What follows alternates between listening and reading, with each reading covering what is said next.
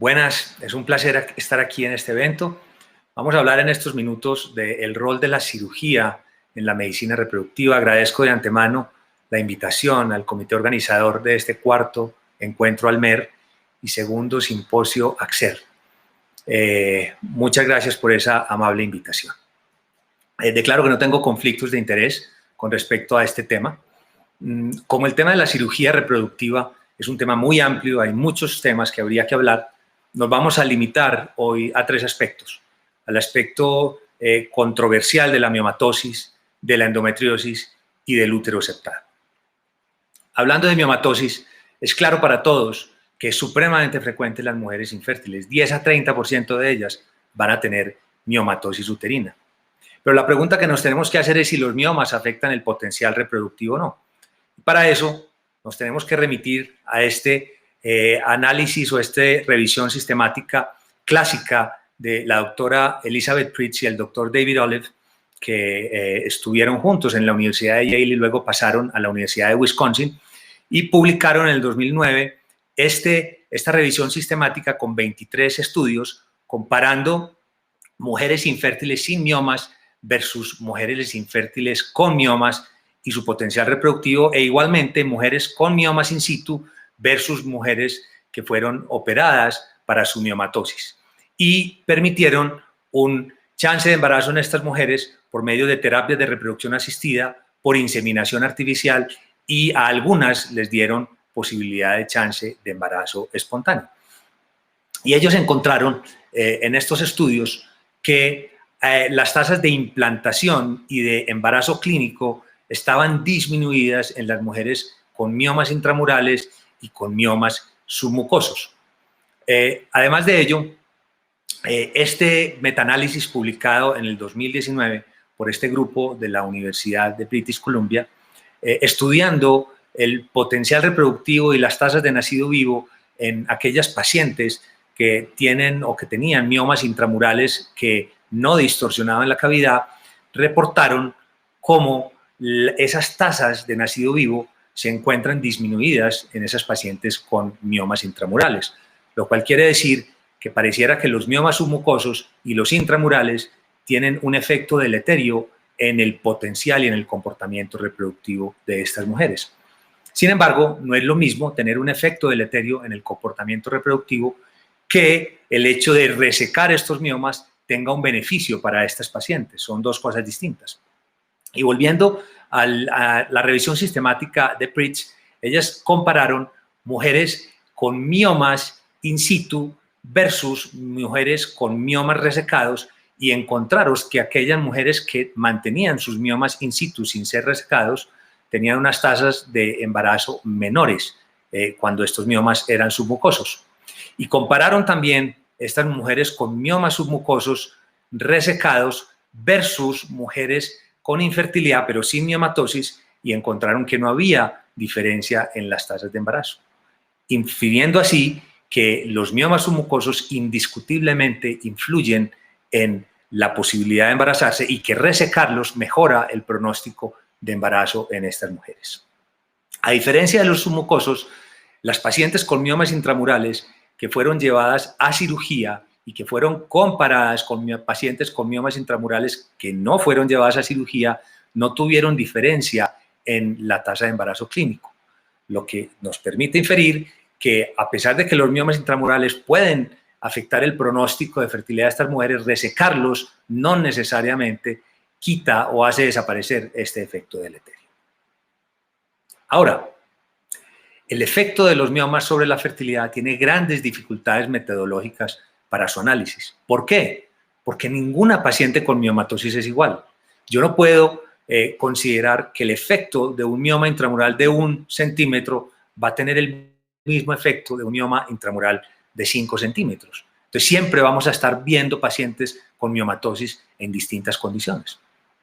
De allí que sea interesante ver algunos trabajos, por ejemplo, este trabajo prospectivo del doctor Carlo Buletti de la Universidad de Bolonia, hablando del tamaño de los miomas. Ellos realizaron un trabajo prospectivo publicado en el 2004, donde tuvieron 194 pacientes que dividieron en dos grupos. Todas estas pacientes tenían miomatosis o miomas intramurales, como mínimo uno de ellos mayor de 5 centímetros. Y cuando estas pacientes eran llevadas a cirugía y luego de ello pasaban a tratamiento con fertilización in vitro, hasta un máximo de 3 ciclos de fertilización in vitro, se vio que tenían una tasa de embarazo acumulada en estos 3 ciclos de fertilización in vitro mayor, indiscutiblemente, un 34%, que las pacientes con miomatosis intramural que no eran llevadas a cirugía antes de ser llevadas a fertilización in vitro. Y esto también se denotó que en las tasas de parto, donde las pacientes con cirugía de esos miomas intramurales mayores de 5 centímetros tenían una tasa de parto mayor que aquellas que no eran llevadas a cirugía antes de la fertilización in vitro. De manera que el tamaño parece importar. Pero además, no solo el tamaño, también la localización. Hay algunos trabajos recientes, como este trabajo de este grupo de la Universidad de Shandong en China, que estudiaron 151 pacientes con miomas intramurales tipo FIGO3, que son esos miomas que tocan el endometrio, pero que no lo desplazan, que parece que son como una interfaz entre los miomas submucosos y los miomas intramurales y que no parecieran ser tan inocentes como el resto de los miomas intramurales. Pues ellos tuvieron 151 pacientes en un estudio de cohorte retrospectivo que tenían miomas tipo 3 y las compararon con 453 pacientes que no tenían miomatosis. Todas estas pacientes fueron llevadas a fertilización in vitro y en las pacientes que tenían miomas tipo 3 mayores de 2 centímetros encontraron una tasa de embarazo clínico, una tasa de implantación y una tasa de nacido vivo estadísticamente menor que en aquellas otras pacientes que no tenían miomatosis, dándole en esta publicación del 2018 una relevancia diferente a los miomas tipo 3. Además, sobre estos miomas tipo 3, también se publicó este estudio en la Universidad de Pekín por este grupo chino en el 2020, publicado en el European Journal of Obstetrics and Gynecology and Reproductive Biology, donde tuvieron 97 pacientes con miomas tipo 3 comparadas con 194 pacientes sin miomas y que fueron llevadas a fertilización in vitro. Y ellos reportan en este estudio de casos y controles retrospectivo que aquellas pacientes que tenían miomas tipo 3 de 3 centímetros o más tenían una tasa de embarazo menor que las pacientes que no tenían miomas cuando eran llevadas a fertilización in vitro. Y también encontraron que esas pacientes que tenían 2 o más miomas, su tasa de embarazo también disminuía significativamente frente a las pacientes que no tenían miomatosis. Entonces, este umbral de 2 y de 3 centímetros en estos dos trabajos y la multiplicidad de los miomas empiezan también a tomar algo de relevancia. Pero esos miomas tipo 3, tipo 2 son muy complicados de resecar. ¿Por qué? Porque no abomban la serosa uterina, entonces son difíciles de encontrar por vía laparoscópica, pero además de ello, también son muy complejos de resecar por vía histeroscópica porque tienen un componente intramiometrial muy grande. Entonces, resecarlos por vía histeroscópica con la resectoscopia clásica genera frecuentemente un daño tisular grande a nivel de la mucosa endometrial y a nivel del miometrio circulante. Por esa razón, en nuestro grupo desarrollamos una técnica quirúrgica histeroscópica con enucleación de los miomas por vía histeroscópica con extracción completa sin uso de energía. Esta técnica recientemente la publicamos en febrero de este año en Fertility and Sterility y voy a presentarles un video corto, un video resumido del video que publicamos en Fertility and Sterility, que es este que ustedes ven acá. Aquí vemos este caso de esta paciente que tiene una ecografía 3D, ahí se ven un par de miomas submucosos tipo 2 con un gran componente intramiometrial. Voy a correr el video y vamos a ver un tercer mioma en la pared posterior, que es un mioma casi tipo 3.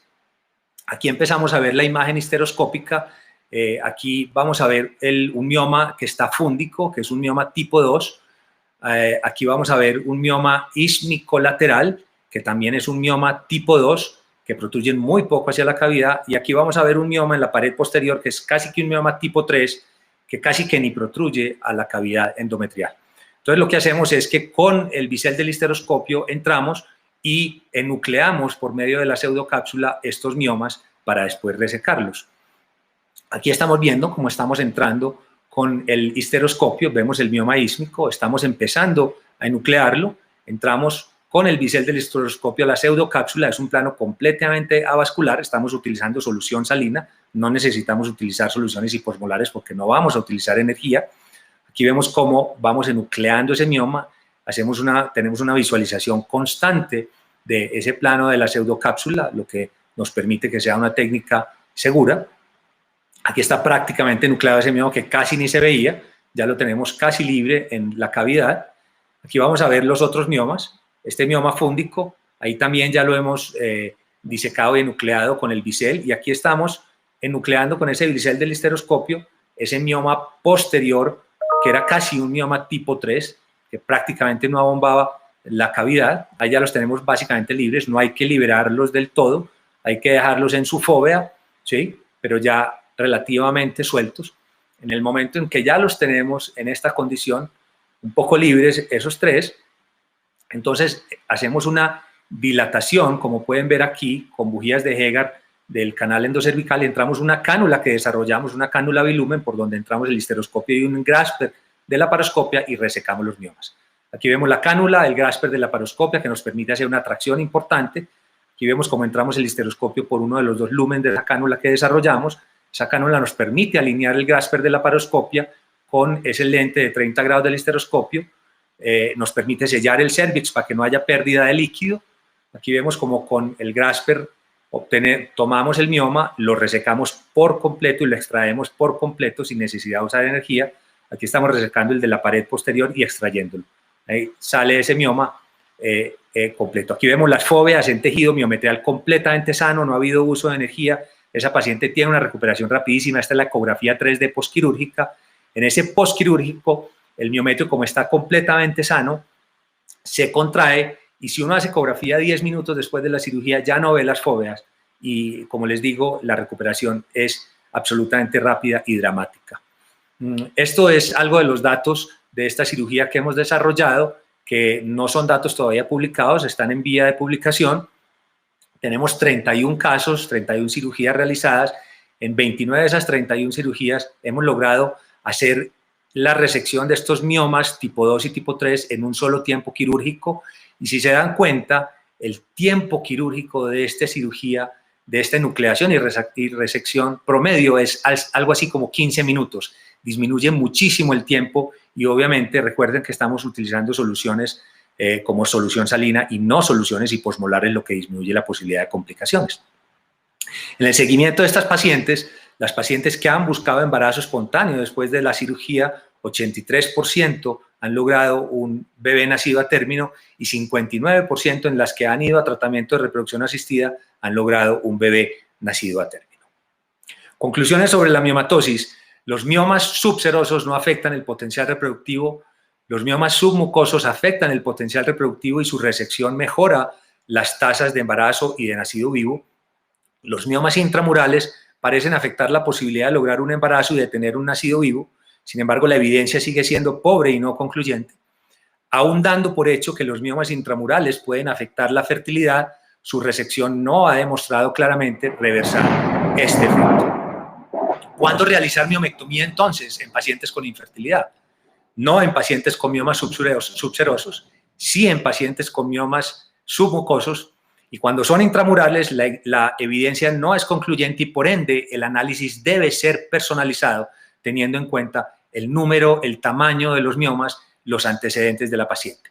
Considerar realizar miomectomía en pacientes con miomas intramurales mayores de 5 centímetros, cuando son tipo 3 mayores de 2 centímetros o cuando son una miomatosis múltiple.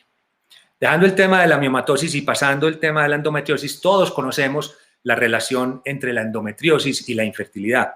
Se multiplica por 3 el chance de sufrir infertilidad en las pacientes con endometriosis. Cuando la fecundidad normal de una pareja es 15 a 20% por mes, en pacientes con endometriosis se disminuye tanto como a 2 a 10% por mes. Y hablando entonces de la cirugía en endometriosis, tenemos que mencionar lo que es el manejo quirúrgico de las pacientes con endometriosis grado 1 y grado 2. Y de esto hay 2 RCTs clásicos hablando del pronóstico de estas pacientes cuando son llevadas a cirugía. El primero de ellos, el trabajo canadiense multicéntrico de Mark Cox, publicado en 1997, donde en 172 pacientes que llevaron a cirugía y encontraron endometriosis hicieron tratamiento por laparoscopia, comparada con 169 pacientes que llevaron a cirugía, la laparoscopia diagnóstica, encontraron endometriosis, pero no hicieron la resección de esa endometriosis grado 1 o grado 2. Y vieron cómo las tasas de embarazo espontáneas en 36 semanas de seguimiento, tasas de embarazo en curso, fueron del 30.7% en las pacientes en que resecaron la endometriosis y del 17.7% en las pacientes que solo hicieron la laparoscopia diagnóstica, mostrando un efecto positivo de la cirugía en pacientes con endometriosis grado 1 y grado 2. Estos hallazgos no fueron corroborados por el RCT del grupo italiano de Parassini en 1999, que obviamente era con un grupo menor de pacientes, y por ende, en el 2010, Cochrane publicó una revisión sistemática donde incluyó los dos, y como ven aquí en este MetaView, encontraron un efecto positivo de la cirugía de endometriosis en estas pacientes con endometriosis leve y mínima, grado 1 y grado 2, en el cual las tasas de embarazo espontáneo postquirúrgico mejoraban después del manejo quirúrgico. Ahora, el número necesario a tratar era de 12 pacientes llevadas a cirugía para tratar una endometriosis leve para tener un embarazo más. Si todas las pacientes con infertilidad que nosotros llevamos a cirugía tuvieran endometriosis, pues ese número necesario a tratar sería del 12%, sería de 12, perdón. Pero sabemos que la incidencia de endometriosis en las parejas con infertilidad es aproximadamente del 30 al 40%. Por ende, el número necesario a tratar de pacientes con infertilidad llevadas a la laparoscopia y que se encuentre una endometriosis grado 1, grado 2 en ellas es más o menos 30 o 40 pacientes para tener un embarazo más. Empieza uno a ver un poco la realidad del asunto. Ahora, frente a embarazo luego de tratamiento quirúrgico de pacientes con endometriosis grado 3 o grado 4, como lo menciona las guías de endometriosis de la Sociedad Europea de Medicina Reproductiva, no hay RCTs que comparen el manejo expectante en estas pacientes con endometriosis severa versus el manejo quirúrgico. La única evidencia que hay prospectiva son estudios prospectivos de cohorte. Uno de ellos, el de Nesad en 1989 y otro de Bersellini en el 2006, con seguimiento a 3 años después del manejo quirúrgico en estas pacientes con endometriosis grado 3 y grado 4. Y encontraron tasas de embarazo en el 46 al 69% en las pacientes con endometriosis moderada y del 44 al 68% en pacientes con endometriosis severa. Y esto comparado con este trabajo prospectivo de cohorte de Olive en 1985, con seguimiento a 2 años en pacientes con endometriosis grado 3 o grado 4, llevadas a la laparoscopia diagnóstica, pero sin manejo quirúrgico en esta laparoscopia, y un seguimiento para ver embarazo espontáneo, con embarazo espontáneo en el 25% de las pacientes con endometriosis moderada en esos 2 años y en el 0% de las pacientes con endometriosis severa. Pero definitivamente no hay RCTs o ensayos prospectivos controlados. Frente a pacientes con endometriomas ocurre lo mismo. No hay RCTs que comparen el manejo quirúrgico versus el manejo expectante en pacientes infértiles con endometriomas. Hay reportes prospectivos no controlados que muestran más o menos un promedio de 50% de embarazo después del manejo quirúrgico de los endometriomas. Sin embargo, con grandes sesgos. Sesgos de publicación, porque obviamente se van a publicar principalmente las series con buenos resultados. Sesgos de selección, porque muchas de estas pacientes ni siquiera tenían un diagnóstico de infertilidad cuando fueron llevadas a cirugía, e incluso en muchas no se menciona cuáles fueron tratadas con terapias de reproducción asistida. Y finalmente, con muchos de estos trabajos, con pérdidas de pacientes al seguimiento, y como todos sabemos, las pacientes que se pierden al seguimiento generalmente son las pacientes que tienen peor pronóstico. Lo que sí hay mucha evidencia y sabemos hoy en día es que los endometriomas afectan per se la reserva ovárica y que además el manejo quirúrgico de los mismos tiene un efecto adicional deleterio en esa reserva ovárica indicada por la disminución en los niveles de hormona antimuleriana postquirúrgico en estas pacientes. Y como vemos aquí, en este metaanálisis publicado en Guangzhou, en China, con más o menos 21 trabajos incluidos, se ve en este MetaView como el número de ovocitos recuperados en las pacientes llevadas a fertilización in vitro después de manejo quirúrgico de los endometriomas versus pacientes llevadas a fertilización in vitro con endometriomas pero sin manejo quirúrgico, se disminuye de manera estadísticamente significativa. Sin embargo, esa disminución en el número de óvulos obtenidos en fertilización in vitro no se asocia con una disminución en la tasa de embarazo y en la tasa de nacido vivo en esas pacientes que fueron llevadas a cirugía por sus endometriomas.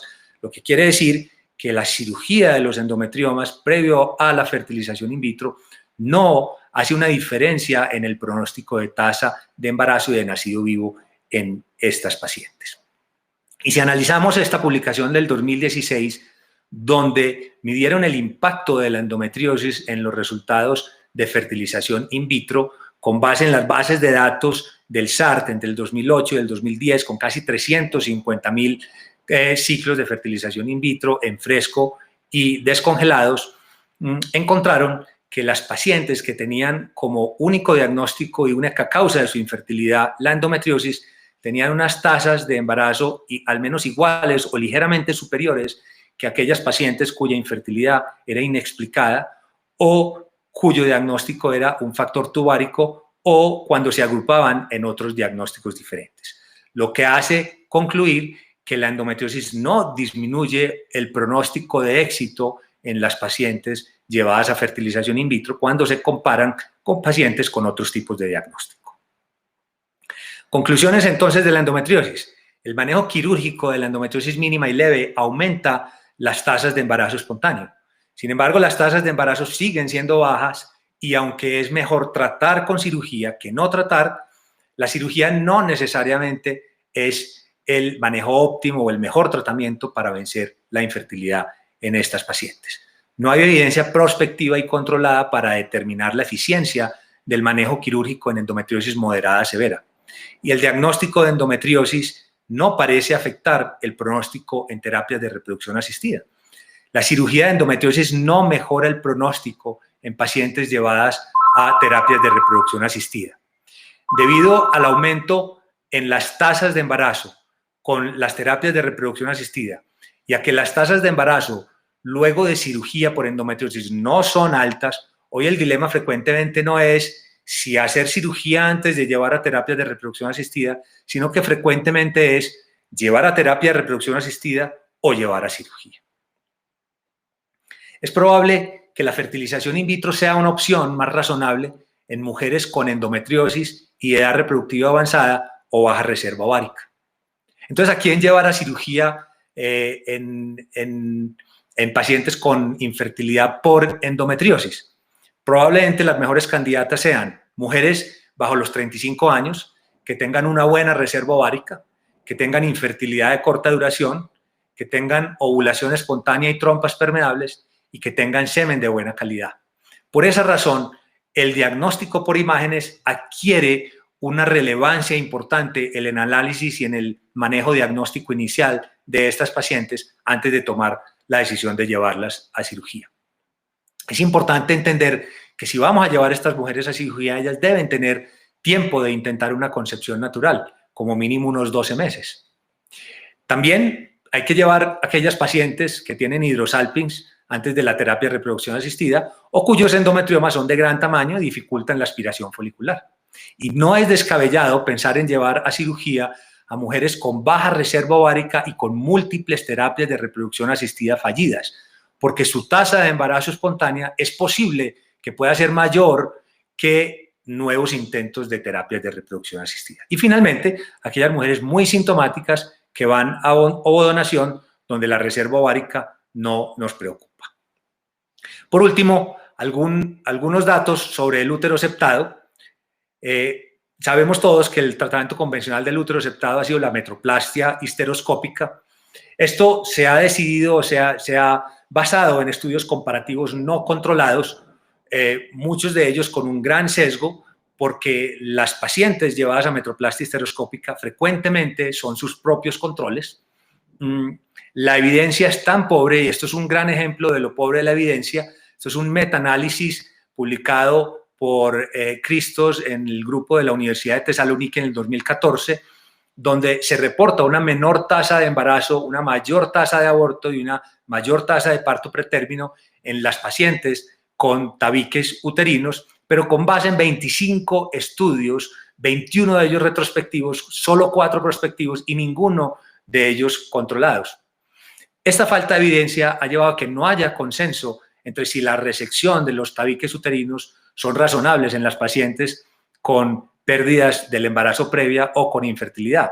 Para la Sociedad Americana de Medicina Reproductiva es razonable considerar la resección de estos septos en estas pacientes, pero para la Sociedad Europea de Reproducción Humana, para el NICE y para el Colegio Inglés de Ginecología y Obstetricia, no hay evidencia suficiente para tomar esta decisión y solo se debería hacer en el entorno de un trabajo de investigación. Y veamos aquí cuál ha sido el gran problema. Cochrane en el 2017 intentó hacer una revisión sistemática y no pudo encontrar un solo RCT para sacar decisiones. Y sus implicaciones para la práctica que denotan es que a pesar de que este es un procedimiento que se hace de rutina en muchas partes del mundo, en el momento no hay evidencia para soportar esta intervención quirúrgica en mujeres con tabiques uterinos. Afortunadamente, la medicina avanza y la luz se hace, y el mes anterior se publicó este único RCT sobre el manejo expectante en pacientes con tabiques uterinos, un trabajo multicéntrico en 10 centros de Holanda, de Estados Unidos, de Gran Bretaña y de Irán, donde se tomaron 80 pacientes con tabiques uterinos y se aleatorizaron en 2 grupos de 40 pacientes y se les dio o manejo quirúrgico o manejo expectante para ver su resultado. La variable de éxito o la principal variable fue lograr en los 12 meses subsecuentes de seguimiento un embarazo que terminara en un bebé nacido vivo por encima de las 24 semanas. Y encontraron que en los 2 grupos, en el grupo que fueron llevados a cirugía versus el grupo que se le dio manejo expectante, no hubo diferencia en las tasas de nacido vivo a 12 meses, en esos 12 meses de seguimiento. Y tampoco hubo diferencia en las tasas de parto pretérmino. Y más sorprendente aún, aunque no hubo diferencia estadísticamente significativa, el porcentaje de pacientes que tuvieron abortos espontáneos en las pacientes fueron mayor en las pacientes con resección del tabique con un 28% que en las pacientes con manejo expectante con un 15%. Conclusión sobre el útero septado: la mejor evidencia prospectiva que tenemos actualmente no demuestra que el manejo quirúrgico del útero septado mejore el pronóstico reproductivo frente al manejo expectante. Una conclusión muy importante general, y es que los especialistas en fertilidad debemos dominar no solo el área de la reproducción asistida, sino también, y con igual destreza, la cirugía de infertilidad. Esto le garantiza a nuestras pacientes una mayor objetividad en su enfoque diagnóstico y en su manejo terapéutico. Y alguna vez le escuché a un cirujano que cuando uno es martillo a todo le ve cara de clavo. Sin embargo, yo añadiría que el buen martillo tiene 2 caras para ese clavo, uno que lo clava y otro que lo saca. Les agradezco mucho su atención y agradecimiento a todo nuestro grupo de trabajo por poder llevar a ustedes toda esta información. Muchas gracias.